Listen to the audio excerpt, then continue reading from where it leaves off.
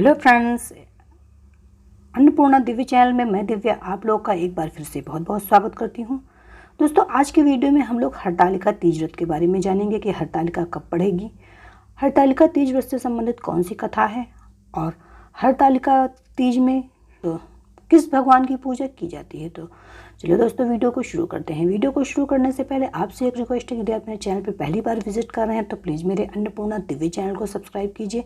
मेरा वीडियो पसंद आए तो उसे लाइक कीजिए, अपने फ्रेंड्स एंड फैमिली के साथ इसे ज़्यादा से ज़्यादा शेयर कीजिए ताकि ये तथ्यपरक जानकारी उन तक भी पहुँच जाए शेयर के माध्यम से। चलिए दोस्तों, वीडियो को शुरू करते हैं। हरतालिका तीज का व्रत इस बार 9 सितंबर गुरुवार के दिन रखा जाएगा। हर साल तीज भाद्रपद मास के शुक्ल पक्ष की तृतीया तिथि को मनाई जाती है। हिंदू धर्म में हरतालिका तीज के व्रत का बहुत ही महत्व है। इस दिन सुहागिन महिलाएं अपने पति की लंबी आयु और सुख समृद्धि के व्रत को निर्जला व्रत रखती हैं।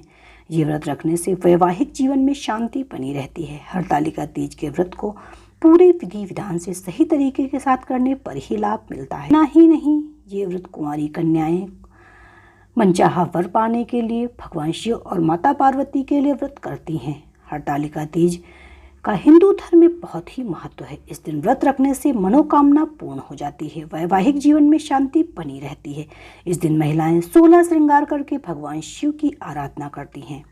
तीज का व्रत निर्जला किया जाता है, यानी कि 24 घंटे तक पानी नहीं पिया जाता है। कहा जाता है कि इस व्रत को माता पार्वती ने भगवान शिव को पाने के लिए कठिन तपस्या के साथ किया था।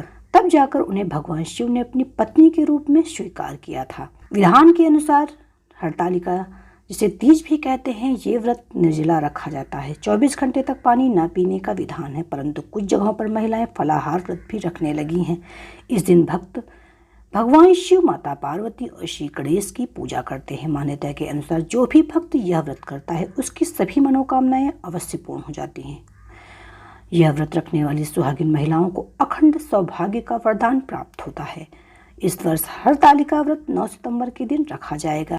तो दोस्तों, आइए जाने की पूजा का शुभ मुहूर्त क्या है। तृतीया तिथि प्रारंभ होगी 9 सितंबर सुबह 2:33 से और प्रातःकाल पूजा का शुभ मुहूर्त 6:03 से सुबह 8:33 तक रहेगा। और जैसा कि हम लोग जानते हैं कि हरतालिका का व्रत प्रदोष काल में किया जाता है, तो पूजा का शुभ मुहूर्त शाम 6:33 से रात 8:51 तक रहेगा। और तृतीय तिथि की समाप्ति 10 सितंबर दिन में 12:18 पर होगा। माना जाता है कि तीज व्रत रखने से महिलाओं को अखंड सौभाग्य का वरदान मिलता है। जो महिलाएं हरतालिका तीज का व्रत रखती हैं तथा भगवान शिव, माता पार्वती और श्री गणेश की पूजा करती हैं, उनका जीवन सुखमय बीतता है। वहीं अविवाहित कन्याओं के लिए भी यह व्रत फलदायी है। हरतालिका तीज का व्रत रखने से परिवार में सुख समृद्धि बनी रहती है। इस व्रत को करते समय सच्चे विश्वास के साथ साथ हरतालिका व्रत की पूजन विधि और कथा को भी पूरे नियम के साथ पढ़ना चाहिए या सुनना चाहिए, जिससे हरतालिका व्रत के समय की गई इच्छाओं की प्राप्ति हो सके। तो दोस्तों, आइए जाने कि हरतालिका व्रत की पूजा कैसे करें। हरतालिका तीज का व्रत सभी व्रतों में काफ़ी कठिन माना जाता है, क्योंकि इसमें पानी नहीं पिया जाता है। 24 घंटे तक महिलाएं निर्जला व्रत रखती हैं। सुबह उठकर स्नान करके साफ वस्त्र पहन लें और व्रत का संकल्प लें। इस दिन भगवान शिव और माता पार्वती की पूजा अर्चना करें। हरतालिका तीज का व्रत प्रदोष काल में किया जाता है। महिलाएं 3 बार नहाती हैं इस दिन, और दिन छिपने के बाद भगवान शिव और माता पार्वती की मिट्टी से या बालू की रेत से मूर्ति की स्थापना करके उनकी पूजा करें। पूजा सामग्री में सुहाग का सारा सामान रख लें और माता पार्वती को अर्पित कर दें। उसके बाद हरतालिका तीज की व्रत कथा सुनें और उसके बाद आरती करने के बाद पूजा कर लें और सुबह उठकर व्रत का पारण करें। तो चलिए दोस्तों, जाने कि हरतालिका तीज से संबंधित कौन सी व्रत कथा है। हे गौरी, एक बार भगवान शिव ने माता पार्वती से हरतालिका तीज के व्रत को कथा सुनाते हुए कहा, हे गौरी, पर्वतराज हिमालय पर गंगा के तुमने अपनी बाल्यावस्था में अधोमुखी होकर घोर तप किया था। इस अवधि में तुमने अन्न न खाकर केवल हवा का ही सेवन के साथ तुमने सूखे पत्ते चबाकर काटी थी। माँ की शीतलता में तुमने निरंतरता जल में प्रवेश कर तप किया था। बैसाख की जला देने वाली गर्मी में पंचाग्नि से शरीर को तपाया। श्रावण की मूसलाधार वर्षा में खुले आसमान के नीचे बिना अन्न जल ग्रहण किए व्यतीत किया। तुम्हारी इष्ट कष्टदायक तपस्या को देखकर तुम्हारे पिता बहुत दुखी और नाराज होते थे। तब एक दिन तुम्हारी तपस्या और पिता की नाराजगी को देखकर नारद जी तुम्हारे घर पधारे। तुम्हारे पिता द्वारा आने का कारण पूछने पर नारद जी ने कहा, हे गिरिराज, मैं भगवान विष्णु के भेजने पर यहाँ आया हूँ। आपकी कन्या की घोर तपस्या से प्रसन्न होकर वह उनसे विवाह करना चाहते हैं। इस बारे में आपकी क्या राय है, मैं जानना चाहता हूँ। नारद जी की बात सुनकर पर्वतराज अति प्रसन्नता के साथ बोले, श्रीमान, यदि स्वयं विष्णु जी मेरी कन्या का वरण करना चाहते तो मुझे क्या आपत्ति हो सकती है। वे तो साक्षात ब्रह्मा हैं। यह तो हर पिता की इच्छा होती है कि उसकी पुत्री सुख संपदा से युक्त पति के घर की लक्ष्मी बने। नारद जी तुम्हारे पिता की स्वीकृति पाकर विष्णु जी के पास गए और उन्हें विवाह तय होने का समाचार सुनाया। परंतु जब तुम्हें इस विवाह के बारे में पता चला तो तुम्हारे दुख का ठिकाना ना रहा। तुम्हें इस कारण से दुखी देखकर तुम्हारी एक सहेली ने तुम्हारे दुख का कारण पूछने पर तुमने बताया कि मैंने सच्चे मन से भगवान शिव का वरण किया है, किंतु मेरे पिता ने मेरा विवाह विष्णु जी के साथ तय कर दिया। मैं विचित्र धर्म संकट में हूँ। अब मेरे पास प्राण त्याग देने के अलावा कोई भी उपाय नहीं बचा है। तुम्हारी सखी बहुत ही समझदार थी। उसने कहा, प्राण छोड़ने का यह कारण है क्या? संकट के समय धैर्य से काम लेना चाहिए। भारतीय नारी के जीवन की सार्थकता इसी में है कि जिसे मन से पति के रूप में एक बार वरण कर ले, जीवन पर्यंत उसी से निर्वाह करे। सच्ची आस्था और एक निष्ठा के समझ तो भगवान भी असहाय हैं। मैं तुम्हें घनघोर वन में ले चलती हूँ, जो साधना थल भी है और जहाँ तुम्हारे पिता तुम्हें खोज भी नहीं पाएंगे। मुझे पूर्ण विश्वास है कि ईश्वर तुम्हारी अवश्य सहायता करेंगे।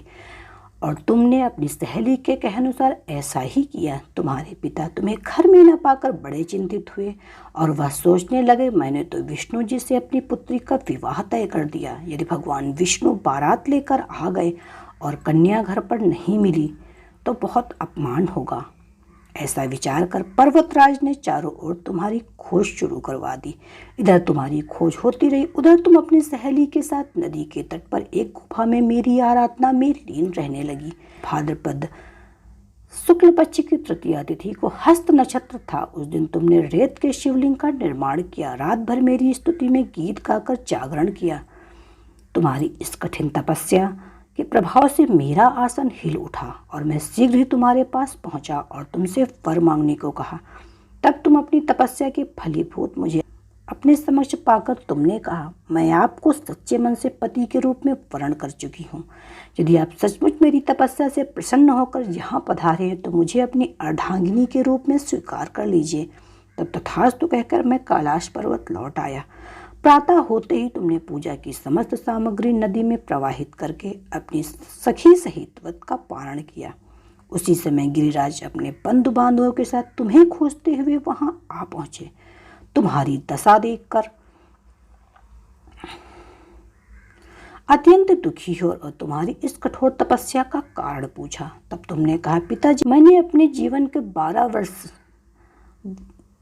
कठोर तपस्या में बिताया है। मेरी इस तपस्या के केवल उद्देश्य महादेव को पति के रूप में प्राप्त करना था। आज मैं अपनी तपस्या की कसौटी पर खरी उतर चुकी हूँ। क्योंकि आप मेरा विवाह विष्णु जी से करने कर चुके हैं, इसलिए मैं अपने आराध्य की तलाश में घर से चली। अब मैं आपके साथ घर इसी शर्त पे चलूंगी कि आप मेरा विवाह महादेव जी के साथ ही करेंगे। पर्वतराज ने तुम्हारी इच्छा स्वीकार कर ली और तुम्हें घर वापस ले गए। कुछ समय बाद उन्होंने पूरी विधि विधान के साथ हमारा विवाह कर दिया। भगवान शिव ने कहा, हे पार्वती, भाद्रपद मास के शुक्ल पक्ष की तृतीया तिथि को तुमने मेरी आराधना करके जो व्रत किया, उसी के परिणाम हम दोनों का विवाह संभव हो सका। इस व्रत का महत्व यह है कि मैं इस व्रत को पूर्ण निष्ठा से करने वाली प्रत्येक स्त्री को मनोवांछित फल देता हूँ।